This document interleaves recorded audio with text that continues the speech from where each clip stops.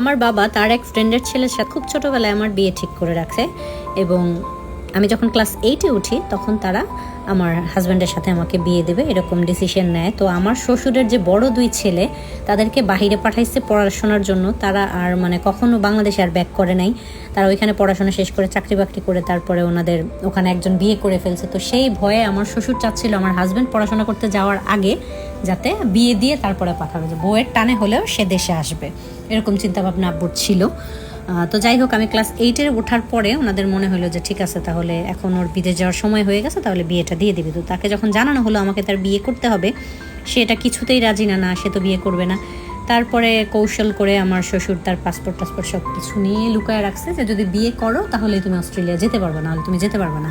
তো বেচারা ফ্যাসাদে পড়ে রাজি হয়েছে যে হ্যাঁ ঠিক আছে আমি বিয়ে করব, আমাকে তারপরেও আমাকে অস্ট্রেলিয়া পাঠাও।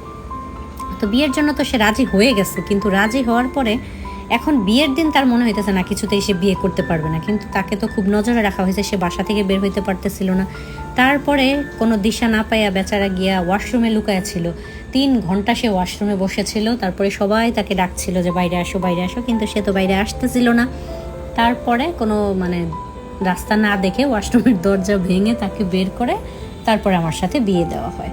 তো বিয়ের পরে সেখানে তো সে বিয়ে করবে না, সে জায়গায় জোর করে বিয়ে দিছে। সে তো আমার মুখ দেখা তো দূরে থাক, কোনো রকমে কবুল বলে উঠে গিয়ে সে তার পাসপোর্ট নিয়ে বাসা থেকে চলে গেছে।